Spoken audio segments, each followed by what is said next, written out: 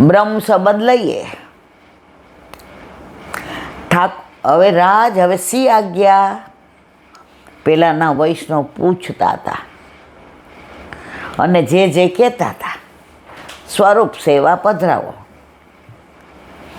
હવે બ્રહ્મ સંબંધ લઈને ખંખેરીને કહે પતી ગયું બધુંય. ગુરુદેવ કે હા પતી ગયું જાઓ. વારંવાર વૈષ્ણવો કે ગુરુદેવ કે બેનપણીઓ કે હવે તો પુષ્ટ કરાવ. એટલે ઓલો જવાબ દેતો હતો ને અહીંયા ને અહીંયા જ છે, સામે જ. આમાં જવામાં શું, આખી દુનિયા ફર્યા પણ ત્યાં ન ગયા. એમ આપણે આખી દુનિયાના મંદિરોએ ચારધામે જઈ આવ્યા ને વૈષ્ણોદેવી જઈ આવ્યા ને સાઉથમાં જઈ આવ્યા, પણ જે સામે ઘરે છે એની હારે મેળ પાડ્યો નહીં. અને પાછા અડધે જઈને બાનું કાઢ્યું કે ફાનસમાં તેલ નથી. એટલે ઘણાય આજે તૈયાર હોય પુષ્ટ કરાવવા, પણ કોક આડી જીભ વાવે. જો પ્રભુને પધારવું હોય ને એના ઘરે જ પધારે. એવું માનવું નહીં કે મેં પધરાવ્યા. તો શું પધરાવે બેન?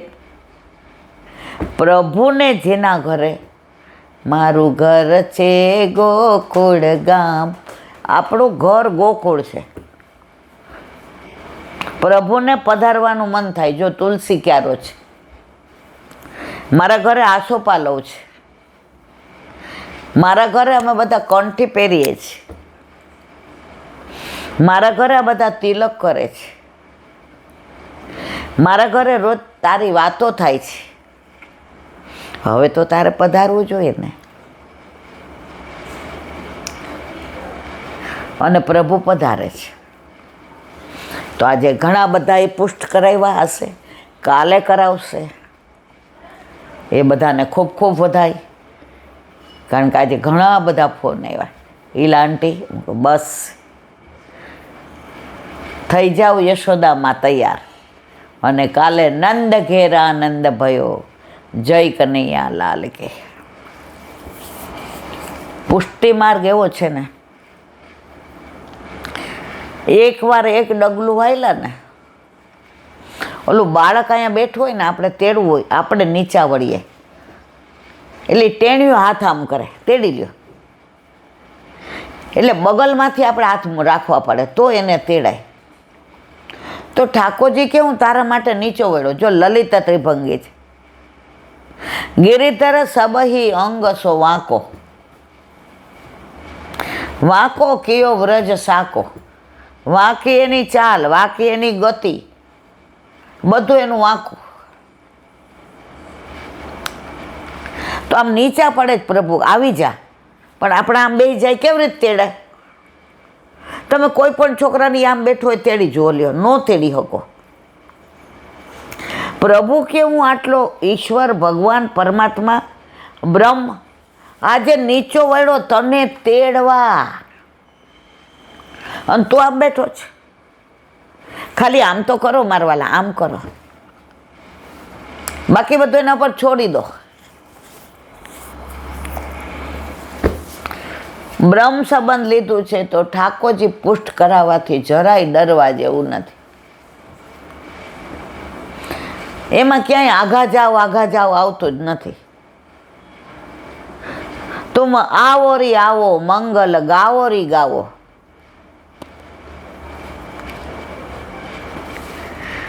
જેટલા નજીક પ્રભુની જાશું ને એટલું આપણા કરતાં આપણા ઠાકોરજીને આપણી હારે આનંદ આવશે.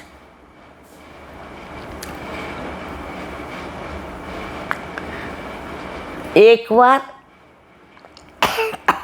પુષ્ટ કરાવો, બાકીનું બધું એના પર છોડી દો. પણ આપણે કરતા બનીએ છીએ.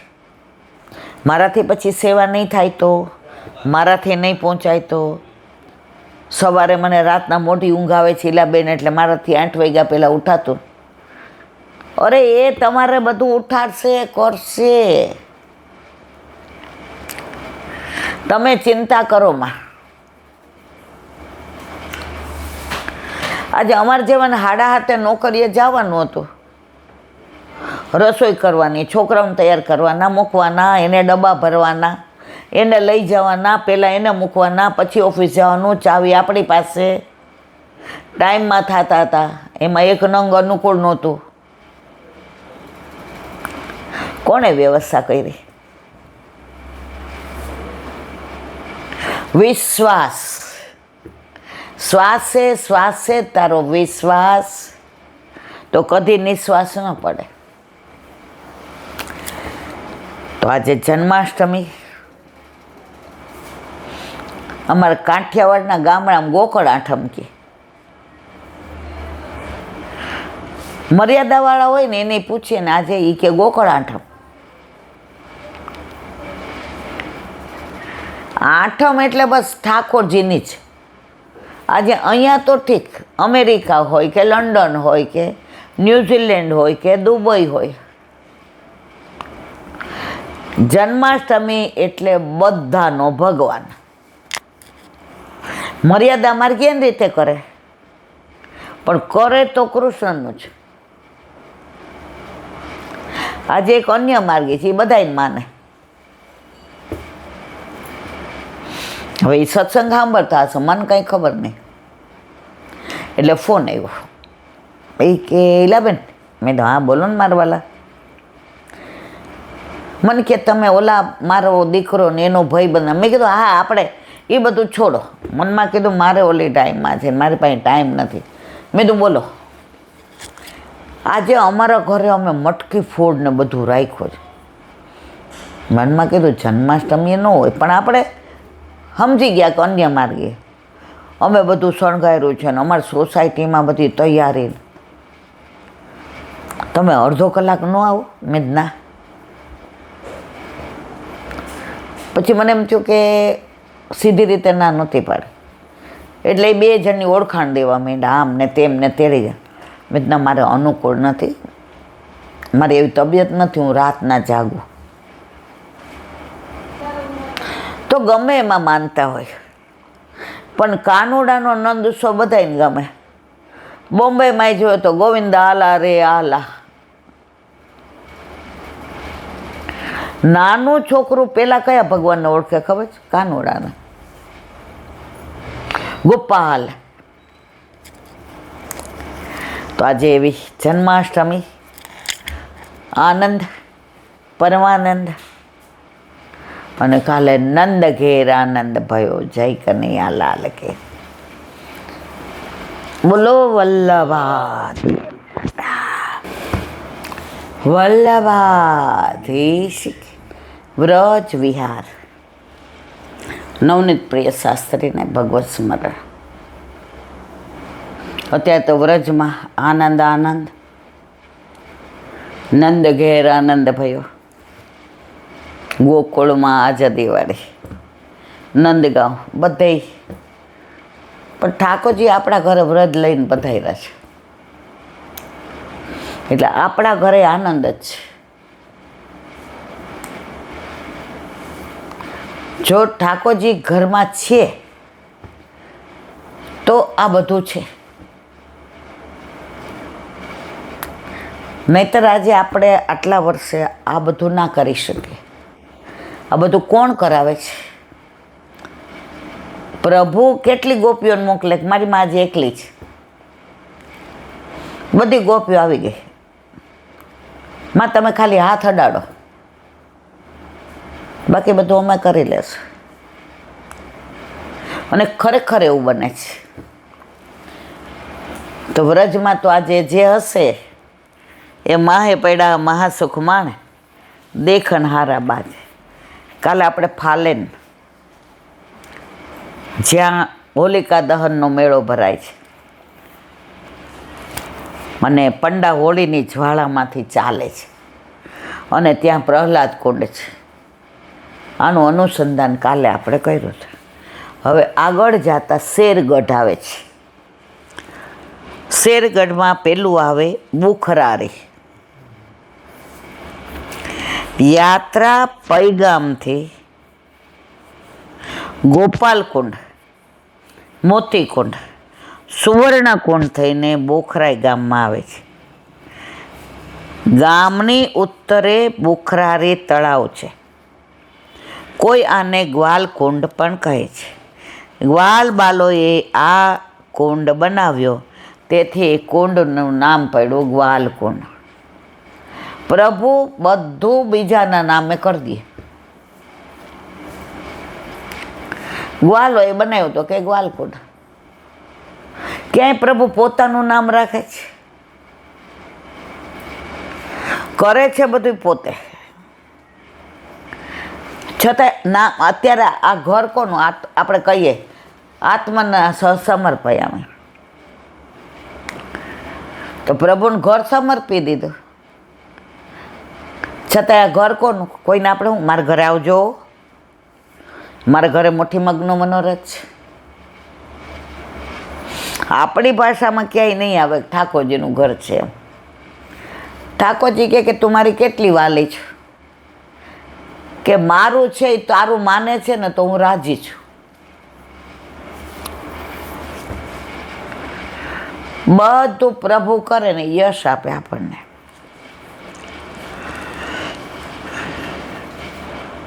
કોઈ ગ્વાલકુંડ કહે છે. ગ્વાલબાલોએ આ કુંડ બનાવ્યો છે. પાપનાશક છે. ગામની પૂર્વમાં લોહન કુંડ છે. લોહન બિહારીજીના દર્શન, શ્રી યશોદાજીના દર્શાવન કરાવેલા. પ્રભુ ગાયોની ખરીઓની રજમાં આળોટ્યા. જો લોહન કુંડ કેમ લોઈટા ને, હવે રજમાં લોઈટા. ગાયો દોડે એટલે એમની ખરીમાંથી ને રજ ઉડે, અને રજમાં ઠાકોરજી આળોટ્યા, લોટ્યા. લોહન કુંડ. પ્રભુની કેટલી લીલાઓ છે, અને નિત્ય નવતમ કરી હતી ને કરે છે. જ્યાં જાઓ ત્યાં તમને પ્રભુની લીલાના દર્શન થાય. હવે તો બધે ફ્લેટો ને આ ને તે ને બધું થઈ ગયું છે. 95-96 અમે ગયા હતા. હા, ત્યારે અમે ઓલા જે આપણે કીર્તન ગાઈએ ને કે ઘોષ, એટલે વ્રજવાસીના ઓલા ઝૂંપડા જે હોય એ બધું, પછી ઓલા નળિયાવાળા મકાન, પછી ઓલું આમ બોલવવાનું, એ બધાય દર્શન અમે કર્યા છે. ઘણા ગામમાં તો લાઇટોય ન હોય એવા ગામમાં અમે ગયા છે. ત્યાં ચા પીધી હતી ચૂલે, ચાલીને કરતા હતા. હવે તો ગાડીમાંય ચડવા ઉતરવામાં તકલીફ થાય છે. હવે 4 વાગ્યા એટલે સૌથી વધુ તકલીફ મારે ચા ન મળે એટલે માથું કેવું ચડે. એટલે મારી હારેના બધાય કહેવા માંડ્યા, બેબી તો ઓલા ગામમાંથી હાલતા હતા તો મેં તો હસતા હસતા પૂછ્યું, चाय बना दोगे क्या? आजा आजा, वहाँ में का पूछने की बात है क्या? अरे मैं कीधु हमें यहाँ 9-10 जना है. हमने पूछा कितने लोग हो, तरत तरत એને ગાય દોઈ. दूध पिएगी का गया वाला? ત્યારે આપણા ઘર ઠાકોરજી નહોતા. આપણા ઠાકોરજી મને લાગે 96માં કે એમ આવ્યા, 30 આ 95, 94, 95ની વાત છે.